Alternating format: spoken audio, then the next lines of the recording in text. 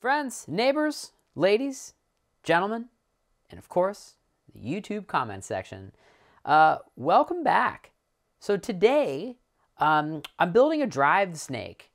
So for those of you not familiar, a drive snake is generally the outputs of your console. So in this particular instance, this is a 4-channel drive snake. This is going to drive our left, right, sub, and front fill out of the console. So the way we build that here at LM is just a 4-channel trunk line with some XLR connectors on it. And we do treat that one in snakeskin because it just keeps it a little bit easier to wrap. So our standard drive snake will have these Neutrik BXX little boots. It's an often thing that a lot of people actually don't know about. You can get these little Neutrik back boots for the MXX or MXX or FXX, say that 5 times fast, connectors. So we do this with 4 different colors. Left and right are white and red. Our sub line is brown, and our front fill line is purple. So that you can find those really quickly. I mean, we also do our normal heat shrink on that, but you know, just as an aside, you know, just left and right obviously are easy to identify with white and red. Brown for our subs, which is just our own little inside joke here that if anybody gets that, and purple is just for front fills. So these lines are cool. These little back boots, it really is really nice for connectors. It makes them stand out. I will say my favorite colors are the red and the gray. The gray one is actually really sharp looking. So anyway, the way that we build these is it's a 4-channel line. This is a Gepco line. You know, there's a lot of companies that make multi-core. And this is just, it happens to be a 4-channel one that we've used for a while. This is a Gepco DS604 trunk line, in case you're keeping score at home. We are going to do a 12, so this is a 10-foot line of cable right here. Our standard is a 12-inch tail on this. So what we'll do is we'll measure this 12 inches, and then we'll take it back, and then we'll coat that in snakeskin and terminate our connectors. So we'll get started. Okay, so to get started here, I'm going to measure 14 inches on our cable here, and I'm just going to make a mark with my silver Sharpie. So if we want to get a 12-inch tail, 14 inches is going to be good by the time, you know, you have a little bit of the connector protruding, and you strip it and you do all that kind of stuff. So while I've got the tape measure here, we're just going to make this mark twice. One of the keys of mass production is, you know, you only want to pick up a tool as few times as you possibly can, because I don't know if you guys know this or not, but making cables is a very labor-intensive process. So the only way that you can really make money doing it, you know, just from the mouth of a cable builder, is if you do it quickly and you build a lot of them. So anything that you can do to speed up the process is always good. You know, one of the things about cables are, you know, there's a huge discrepancy in price between stuff that's mass-produced and stuff that's built by hand. And one of the reasons why cables can be really expensive or really cheap is if you're building stuff by hand, it just takes a long time. The sum of the parts is really not that much, but what you're paying for, obviously, is just the time for somebody to put it together. And in this case, somebody that's not only skilled, but strikingly handsome, and that would be me. At least that's what my mom tells me. Sorry, I don't know if you guys are enjoying my stupid color commentary that I give you during these videos, but apparently some of you do. So anyway, what I'm doing here right now is I'm just cutting the jacketing at about a midpoint. Sometimes when you're stripping back multi-core, there's so much insulation and things in there, that it can get difficult to pull it out. I always try to do it in one piece, but sometimes it can be a little difficult.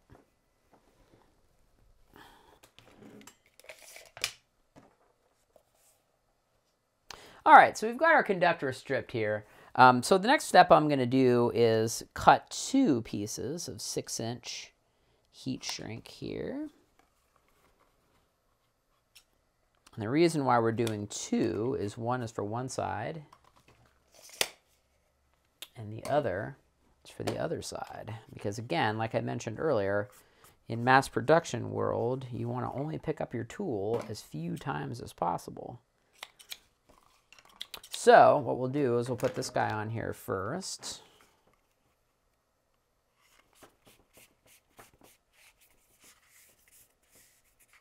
We'll just bring that back. And then the next thing that we're going to do is we're going to put our snakeskin on. So, for those of you not familiar, snakeskin is a braided tubing that goes on to cables or snakes. Try not to say, you know, snakes, but it is a snake. So basically what this does is it just gives this outer jacketing of cable a little bit of protection. I like the Gepco cables because the conductors on the interior are actually really strong. They're a lot thicker. Sometimes when you get different multi-core lines, they can be a little bit thin. But the snakeskin does a couple of things. One, it protects the more fragile conductor, and then the other thing that it does is it prevents it from tangling, which is really nice. So we do some snakes with skin, some without. It is expensive to do just because it's expensive, or because it's it's expensive because it's expensive. It's expensive to do just because it takes a lot of time. So basically, what I'm going to do right here, we'll just measure this out, and then we'll make 4 of these. Like everything in cabling, it just is not necessarily the sum of the parts. This type of braided tubing is only, I can't remember how much this is actually. It's 30 or 40 cents a foot. Like, it's really not that much, but it's just tricky because it just takes a long time to do it. And, you know, the other thing about doing snakeskin or any type of braided tubing is it kind of moves around on you, so it can be a little tricky. You know, I kind of joke about having tactical fingernails because not because I like to party, but because I make a lot of cables. You know, the other thing that I think you should note is having a tactical gut is also very nice sometimes. It's very nice. Helps you hold things. Okay, so channel 1 on this particular snake is brown. So all we have to do is sort of just pull this cable back, or the sheathing back just a little bit, which these are a little tricky when they're small. And then we will just put this guy on here like this.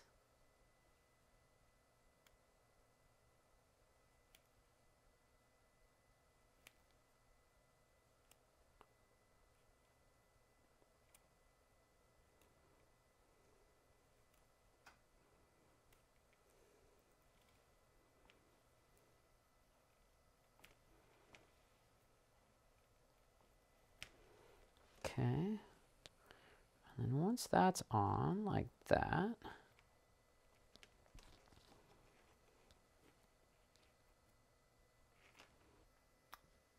okay, so once our snakeskin is on here, what I like to do is just cut up some heat shrink here. So these are smaller heat shrink tubes that are 3.5 inches. So we will make this 1 3/4 inches. So we're just cutting this tube in half. And then again, like I said earlier, we only want to pick our tool up just 1 time. So we'll make 2 cuts there. 1.5 inches. And then once that's on, we'll just put our tube on here like this. So this is adhesive backed shrink tube. So when you're building cables like this, this will lock our snakeskin in place.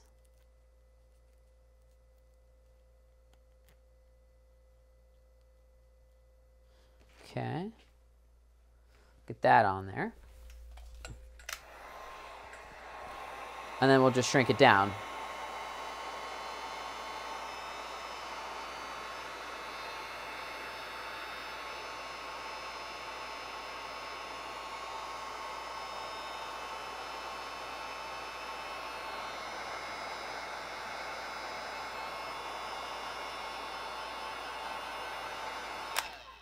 Okay.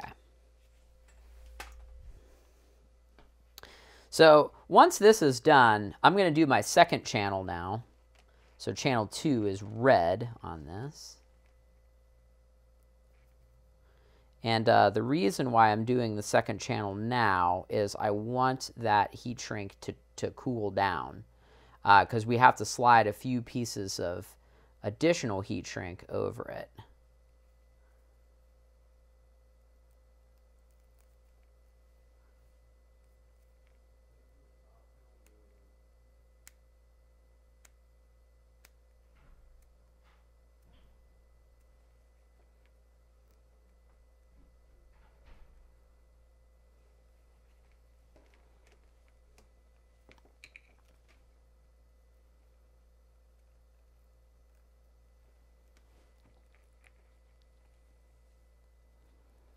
Okay, so our second channel is on here.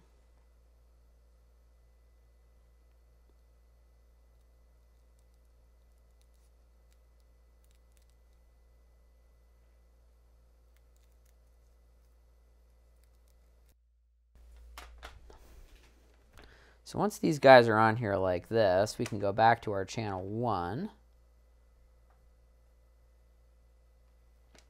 Well, actually, let's just do them all at once. Why not? Let's get crazy. So our next step is we're going to put our channel numbers on here. Okay, so here's our ID heat shrink label. So this is 1. So the way that we do them here is it says the number phonetically spelled 1, spelled out 1, and then left. So left, right, sub, front, fill, which is, you know, pretty common vernacular here when you're in audio land, to just make that all come out into one word, which is left, right, sub, front, fill. Okay, and our heat shrink, I can get away with using a 3/16 inch tube on this. So again, we're trying to pick up our tool only once here.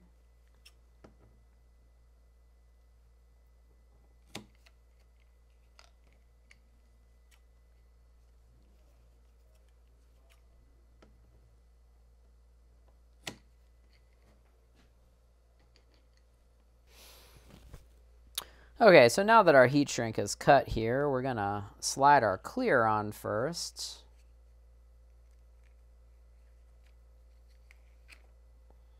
So this is 1.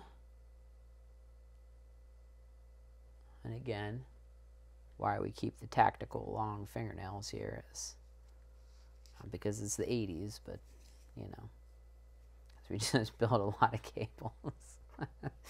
All right, so we're going to put our white back boot on here. So when you use the different colored boots here, the factory, so you can get a silver connector bootless, but you can't get a black connector bootless from Neutrik. So I have a big bin of just black boots here. So one of these days, I'm going to have to build a bunch of silver cables out of the bootless cables, or the...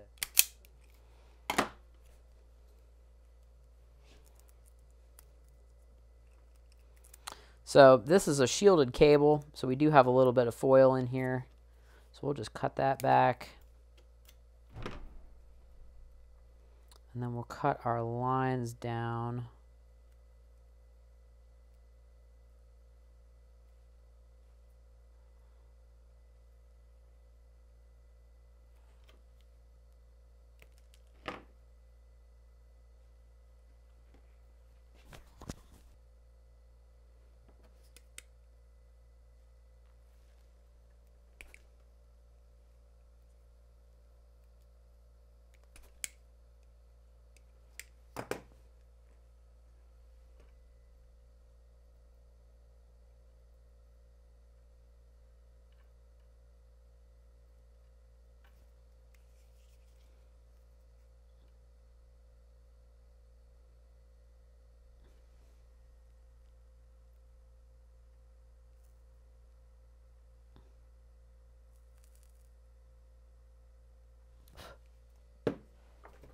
Okay, so our connectors are tinned here. So we're just gonna go ahead and solder these guys in.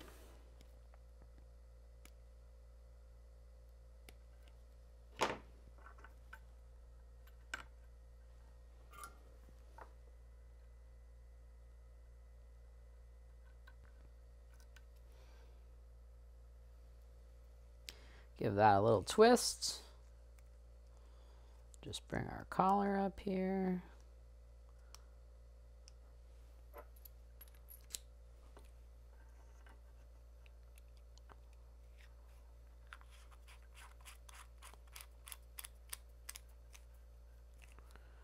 Bring our boot on. So there we go. So what I like to do is once this is on, I'm going to put this in my helping hands again. Which, if you have a big project to solder, my God, having a good set of helping hands is the most indispensable thing in the history of the world. So I just want it so that my labels will face up. Because, you know, if you're building your own cables, you need to be a little OCD.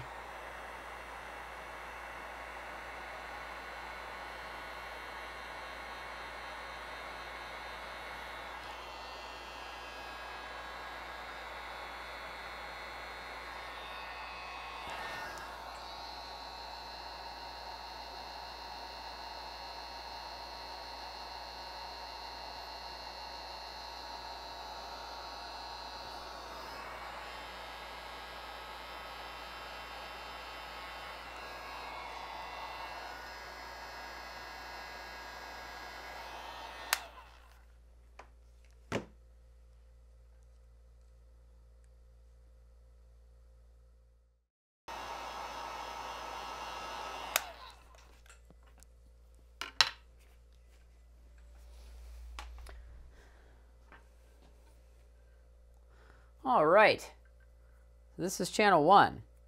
I'm going to time lapse the rest because you guys basically have the idea about how to build this. So here we go.